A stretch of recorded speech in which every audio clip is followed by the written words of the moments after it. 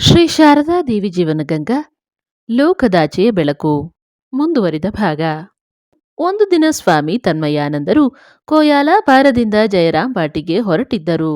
ಆ ಸಂದರ್ಭದಲ್ಲಿ ಅವರ ಮನಸ್ಸಿನಲ್ಲಿ ಈಗ ಶ್ರೀಮಾತೆಯವರ ಸೇವೆ ಮಾಡುವುದಕ್ಕೆ ಏನಾದರೂ ಒಂದು ಅವಕಾಶ ಸಿಕ್ಕಿದರೆ ಎಷ್ಟು ಚೆನ್ನಾಗಿರುತ್ತದೆ, ಅವರ ಸೇವೆ ಮಾಡಿ ಧನ್ಯನಾಗಬಹುದು ಎಂಬ ಆಸೆ ಎದ್ದಿತು.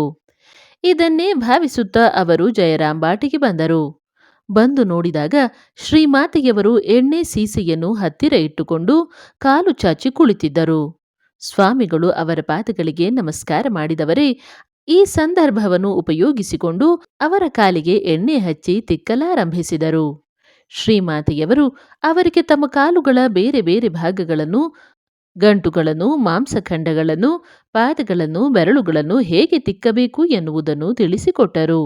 ಸ್ವಾಮಿಗಳು ತಮ್ಮ ಮನಸ್ತೃಪ್ತಿಯಾಗುವಂತೆ ಸುಮಾರು 25 ನಿಮಿಷ ಕಾಲು ತಿಕ್ಕಿದ ಮೇಲೆ ಶ್ರೀಮಾತೆಯವರು ಮೆಲ್ಲಗೆ ಮೃದುವಾಗಿ, ಏನಪ್ಪಾ, ನಿನ್ನ ಮನಸ್ಸಿನ ಇಚ್ಛೆ ಪೂರೈಸಿತೆ? ಇನ್ನು ನಾನು ಸ್ನಾನಕ್ಕೆ ಹೋಗಲೇ? ನಾನಿನ್ನು ಶ್ರೀರಾಮಕೃಷ್ಣರ ಪೂಜೆ ಮಾಡಬೇಕಾಗಿದೆ ಎಂದರು. ಸ್ವಾಮಿಗಳು ಬಾಯಿಬಿಟ್ಟು ಕೇಳದಿದ್ದರೂ ಶ್ರೀಮಾತೆಯವರು ಅವರ ಸಾತ್ವಿಕ ಬಯಕೆಯನ್ನು ಕಂಡುಕೊಂಡು ಈಡೇರಿಸಿಕೊಟ್ಟ ಸ್ವಾರಸ್ಯಕರ ಸಂದರ್ಭ ಇದು. ಒಮ್ಮೆ ಪ್ರಫುಲ್ಲಮುಖಿ ಎಂಬ ಒಬ್ಬಳು ಭಕ್ತೆ ಉದ್ಬೋಧನಕ್ಕೆ ಬಂದು ನೋಡಿದಾಗ ಶ್ರೀಮಾತೆಯವರ ಪರಿಚಾರಕಳಾದ ನವಾಸನನ ಹೆಂಡತಿ ತಾರಸಿಯ ಮೇಲೆ ಬಿಸಿಲಿಗೆ ಹಾಕಿದ್ದ ಅವರ ಹಾಸಿಗೆ ದಿಂಬುಗಳನ್ನು ತಂದು ದಿಂಬುಗಳನ್ನು ಅವುಗಳ ಚೀಲಗಳೊಳಗೆ ಸೇರಿಸಿ ಮಂಚದ ಮೇಲೆ ಹಾಸಿ ಸಜ್ಜುಗೊಳಿಸುತ್ತಿದ್ದಳು. ಅದನ್ನು ನೋಡಿ ಪ್ರಫುಲ್ಲಮುಖಿಗೆ, ಆಹಾ, ಈ ಸೇವೆ ಮಾಡುವ ಅವಕಾಶ ನನಗೆ ಸಿಕ್ಕಿದ್ದರೆ ಎಷ್ಟು ಚೆನ್ನಾಗಿತ್ತು ಎಂದೆನಿಸಿತು. ಆದರೆ ನವಾಸನನ ಹೆಂಡತಿ ತಾನೇ ಆ ಕೆಲಸವನ್ನು ಮುಗಿಸಿ ಹೊರಟು ಹೋದಳು. ಈಗ ಇವಳಿಗಿನ್ನೂ ಅವಕಾಶವಿಲ್ಲಿ. ಆದರೆ ಆ ಹೊತ್ತಿಗೆ ಸರಿಯಾಗಿ ಶ್ರೀಮಾತೆಯವರು ಕೋಣೆಯೊಳಗೆ ಬಂದು ಹಾಸಿಗೆಯ ಕಡೆ ನೋಡುತ್ತಾ ಪ್ರಫುಲ್ಲಮುಖಿಗೆ, ನೋಡಮ್ಮ, ಆಕೆ ಎಲ್ಲ ಒಂದಕ್ಕೊಂದು ಮಾಡಿಟ್ಟು ಬಿಟ್ಟಿದ್ದಾಳೆ.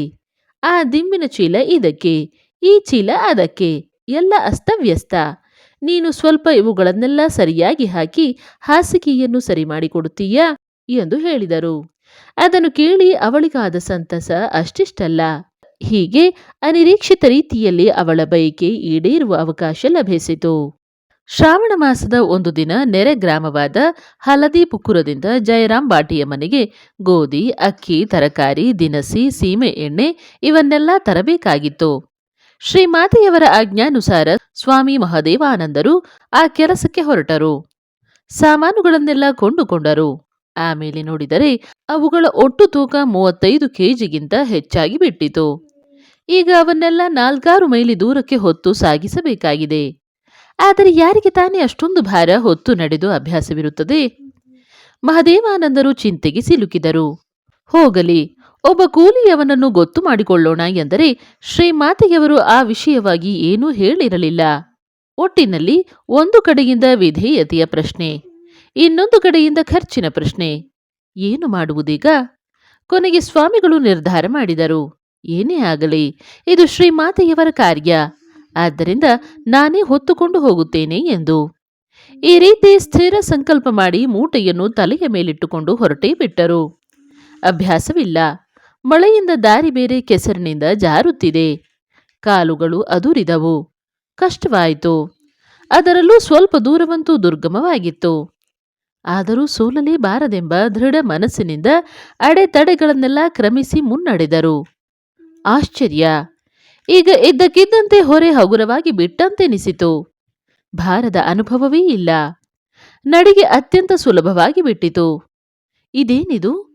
ಇದ್ದಕ್ಕಿದ್ದಂತೆ ಭಾರವೇ ಕಾಣದಂತಾಯ್ತಲ್ಲ, ಇದು ಹೇಗಾಗಿರಬಹುದು ಎಂದು ಆಶ್ಚರ್ಯಪಡುತ್ತಲೇ ಮಹದೇವಾನಂದರು ಜಯರಾಮ್ ಬಾಟಿಯನ್ನು ತಲುಪಿದರು. ಅದೇ ಆಲೋಚನೆಯಲ್ಲಿ ಮನೆಗೆ ಬಂದು ನೋಡುತ್ತಾರೆ, ಶ್ರೀಮಾತೆಯವರು ತಮ್ಮ ಕೋಣೆಯ ಎದುರಿನ ಜಗುಲಿಯ ಮೇಲೆ ಒಂದೇ ಸಮನೆ ಅತ್ಯಂದಿತ್ತ ರಭಸದಿಂದ ಓಡಾಡುತ್ತಿದ್ದಾರೆ. ಮುಖ ಕೆಂಪಾಗಿ ಬಿಟ್ಟಿದೆ. ಕಣ್ಣುಗಳು ಮೇಲೇರಿಕೊಂಡಿವೆ. ಬಾಹ್ಯ ಪ್ರಜ್ಞೆಯೇ ಇಲ್ಲದವರಂತೆ, ನಾನು ಅವನಿಗೆ ಒಬ್ಬ ಕೂಲಿಯವರನ್ನು ನೇಮಿಸಿಕೋ ಅಂತ ಯಾಕಾದರೂ ಹೇಳಲಿಲ್ಲ ಎಂದು ಮತ್ತೆ ಮತ್ತೆ ತಮ್ಮಷ್ಟಕ್ಕೆ ಮಾತಾಡಿಕೊಳ್ಳುತ್ತಿದ್ದಾರೆ. ಈಗ ಹೊರೆಯನ್ನಿಳಿಸಿ ನಿಂತ ಮಹದೇವಾನಂದರನ್ನು ಕಾಣುತ್ತಿದ್ದಂತೆಯೇ ಅವರು, ಏನಪ್ಪಾ, ಒಬ್ಬ ಕೂಲಿಯವನನ್ನು ಗೊತ್ತು ಮಾಡಿಕೊಳ್ಳಬಾರದಿತ್ತೇ? ನಾನೇನೂ ಹೇಳಿರಲಿಲ್ಲ ನಿಜ, ಆದರೇನಾಯಿತು, ನೀನು ಹೀಗೆ ಮಾಡಿಬಿಟ್ಟೆಯಲ್ಲ ಎಂದು ನೊಂದು ನುಡಿದರು. ತಮ್ಮ ಮಕ್ಕಳ ಬಗ್ಗೆ ಶ್ರೀಮಾತೆಯವರ ಕಳಕಳಿ ವಾತ್ಸಲ್ಯಗಳನ್ನು ಕಂಡು ಆ ಸ್ವಾಮಿಗಳು ಸಂತೋಷಿಸಬೇಕೇ ಅಥವಾ ಇಚ್ಛಾ ಮಾತ್ರದಿಂದ ತಮ್ಮ ಹೊರೆಯನ್ನು ಹಗುರಗೊಳಿಸಿದ ಅವರ ಮಹಿಮೆಯನ್ನು ಕಂಡು ಆಶ್ಚರ್ಯಪಡಬೇಕೇ? ಶ್ರೀಮಾತೆಯವರ ಭವಿಷ್ಯ ಜ್ಞಾನಕ್ಕೆ ನಿದರ್ಶನಗಳಾದ ಘಟನೆಗಳು ಹಲವಾರು. ತಮ್ಮ ದರ್ಶನಕ್ಕಾಗಿ ಜಯರಾಂಬಾಟಿಗೆ ಬಂದಿದ್ದ ವೈಕುಂಠ ಎಂಬಾತ ತನ್ನ ಊರಿಗೆ ಮರಳಲು ಸಿದ್ಧನಾದಾಗ ಶ್ರೀಮಾತೆಯವರು, ನೋಡು, ನೀನೀಗ ಬೇಲೂರು ಮಠಕ್ಕೋ ಇನ್ನೆಲ್ಲಿಗೂ ಹೋಗದೆ ಸೀದಾ ಮನೆಗೆ ಹೋಗಿಬಿಡು. ಮನೆಗೆ ಹೋಗಿ ತಂದೆ ತಾಯಂದಿರ ಸೇವೆ ಮಾಡು. ನಿನ್ನ ತಂದೆಗೀಗ ನಿನ್ನ ಸೇವೆ ಬೇಕಾಗಿದೆ ಎಂದು ನಿರ್ದೇಶಿಸಿದರು. ಮಗನಾದವನು ತಂದೆ ತಾಯಂದಿರ ಸೇವೆ ಮಾಡಬೇಕಾದದ್ದು ಕರ್ತವ್ಯ ಎನ್ನುವುದೇನೋ ನಿಜವೇ. ಆದರೆ ಕೇವಲ ಆ ದೃಷ್ಟಿಯಿಂದ ಮಾತ್ರವೇ ಆದರೆ ಶ್ರೀಮಾತೆಯವರು ಆತನಿಗೆ ಸೀದಾ ಮನೆಗೆ ಹೋಗು, ಬೇಲೂರು ಮಠಕ್ಕೆ ಹೋಗಬೇಡ ಎಂದು ಹೇಳಬೇಕಾಗಿರಲಿಲ್ಲ. ಅವನ ತಂದೆ ತಾಯಂದಿರ ಆರೋಗ್ಯವೇನಾದರೂ ಸರಿ ಇರಲಿಲ್ಲವೇ ಎಂದು ಕೇಳಿದರೆ, ಹಾಗೇನಿಲ್ಲ, ಅವರು ಮನೆಯಿಂದ ಹೊರಡುವಾಗ ಅವರೆಲ್ಲ ಚೆನ್ನಾಗಿಯೇ ಇದ್ದರು.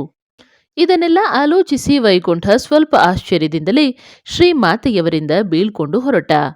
ಆದರೆ ಮನೆಗೆ ಬಂದು ನೋಡುತ್ತಾನೆ, ತಂದೆ ಕಾಯಿಲೆಯಿಂದ ಹಾಸಿಗೆ ಹಿಡಿದಿದ್ದಾನೆ.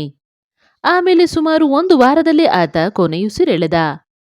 ಅಂತೂ ಶ್ರೀಮಾತೆಯವರ ಭವಿಷ್ಯವಾಣಿಯಿಂದ ವೈಕುಂಠನಿಗೆ ಕೊನೆಗಾಲದಲ್ಲಿ ತಂದೆಯ ಸೇವೆ ಮಾಡುವ ಭಾಗ್ಯ ಸಿಕ್ಕಿತು. ಒಂದು ದಿನ ಸ್ವಾಮಿ ಮಹದೇವಾನಂದರು ಕೋಯಾಲಪಾರದಿಂದ ಜಯರಾಂಬಾಟಿಗೆ ಒಂದು ಬುಟ್ಟಿ ತರಕಾರಿ ತಂದುಕೊಟ್ಟರು.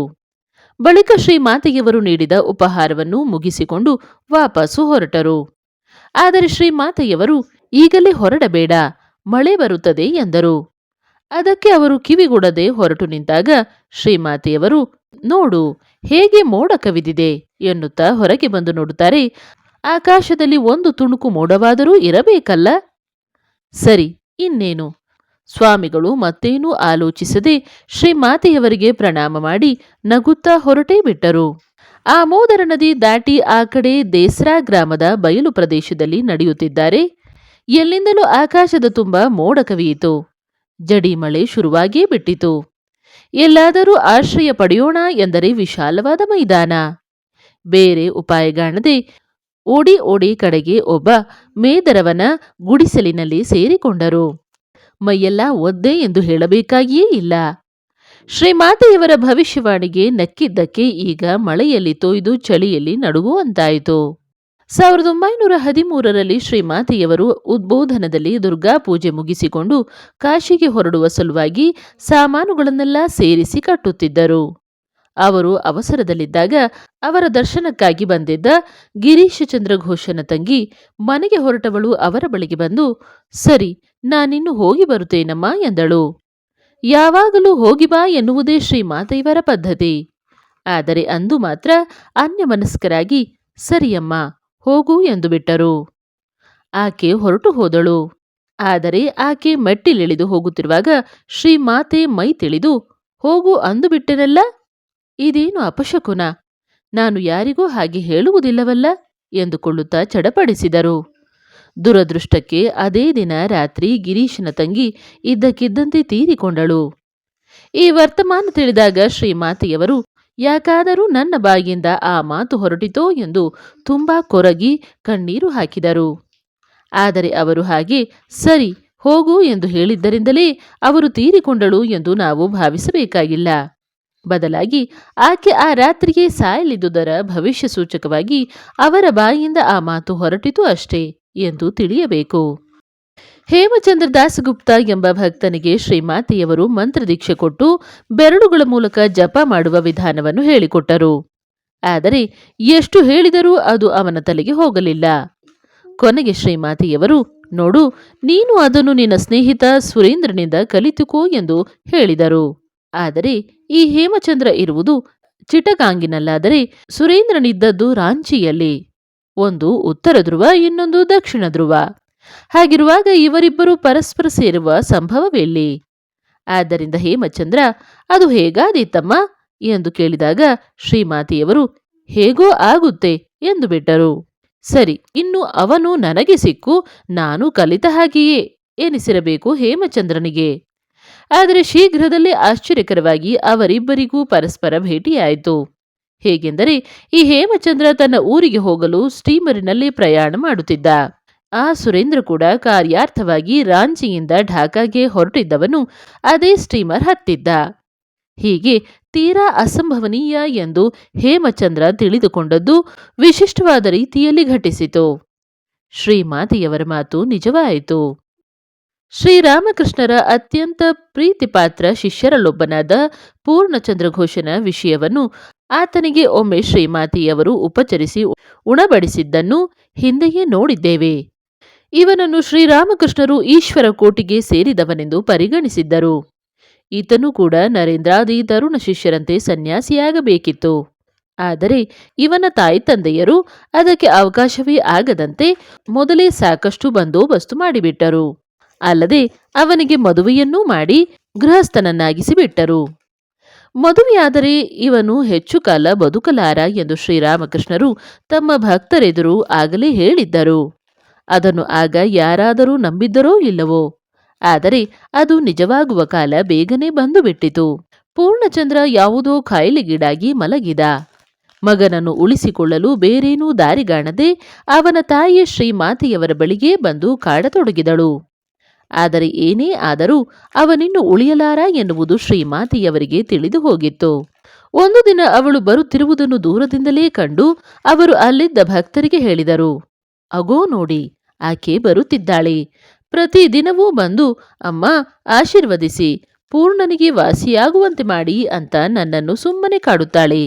ಪೂರ್ಣ ಈ ಕಾಯಿಲೆಯಿಂದ ಏಳುವುದಿಲ್ಲ ಅಂತ ನನಗೆ ಚೆನ್ನಾಗಿ ಗೊತ್ತಿದೆ. ಆದರೂ ಅವಳ ಸಮಾಧಾನಕ್ಕಾಗಿ ಆಗಲಿ ಆಗಲಿ ಅಂತ ಹೇಳಬೇಕಾಗಿದೆ ಎಂದು. ಆ ದಿನವೂ ಶ್ರೀಮಾತೆಯವರು ಎಂದಿನಂತೆ ಅವಳಿಗೆ ಸಮಾಧಾನ ಹೇಳಿ ಕಳಿಸಿದರು. ಇದಾದ ಕೆಲವು ದಿನಗಳ ಬಳಿಕ ಒಂದು ರಾತ್ರಿ, ಅಂದರೆ 1913ರ ನವೆಂಬರ್ ತಿಂಗಳಲ್ಲಿ ಶ್ರೀಮಾತೆ, ಯೋಗಿನ್ಮ ಹಾಗೂ ಇನ್ನಿತರರು ಒಟ್ಟಿಗೆ ಮಲಗಿದ್ದರು. ಶ್ರೀಮಾತೆಯವರಿಗೆ ಮಾತ್ರ ಅರೆನಿದ್ರೆ. ಆಗ ಅವರು ಎದ್ದಕ್ಕಿದ್ದಂತೆ ಎದ್ದು ಕುಳಿತು, ಯೋಗಿನ್, ಪೂರ್ಣ ತೀರಿ ಹೋದನೇನು ಎಂದು ಕೇಳಿದರು. ಯೋಗಿನ್ಮ ದಂಗಾದಳು. ಆದರೆ ಹೌದು ಅಥವಾ ಇಲ್ಲ ಎಂದು ಉತ್ತರಿಸದೆ, ಹಾಗೆಂದು ಯಾರು ಹೇಳಿದರು ನಿಮಗೆ ಎಂದು ಪ್ರತಿಯಾಗಿ ಪ್ರಶ್ನಿಸಿದಳು. ಆಗ ಶ್ರೀಮಾತೆಯವರು, ನಾನು ಮಲಗಿಕೊಂಡಿದ್ದಾಗ ಇದ್ದಕ್ಕಿದ್ದಂತೆ ಯಾರೋ ಪೂರ್ಣಚಂದ್ರ ಸತ್ತು ಹೋದ ಅಂತ ಹೇಳಿದ ಹಾಗಾಯಿತು ಎಂದರು. ಆಗ ಯೋಗಿನ್ಮ, ನಿಜ ಅಮ್ಮ, ಈ ದಿನ ಮಧ್ಯಾಹ್ನವೇ ಆತ ತೀರಿ ಹೋದ ಅಂತ ನಮಗೆ ಗೊತ್ತಾಗಿತ್ತು. ಆದರೆ ನಿಮಗೆ ತಿಳಿಸಿರಲಿಲ್ಲ ಎಂದು ಒಪ್ಪಿಕೊಂಡಳು. ಶ್ರೀರಾಮಕೃಷ್ಣರ ಪ್ರಿಯ ಶಿಷ್ಯನ ಮರಣಕ್ಕಾಗಿ ದುಃಖಿಸುತ್ತಾ ಶ್ರೀಮಾತೆ ಅಂದು ರಾತ್ರಿಯೆಲ್ಲ ಕಣ್ಣೀರು ಕರೆಯುತ್ತಿದ್ದರು.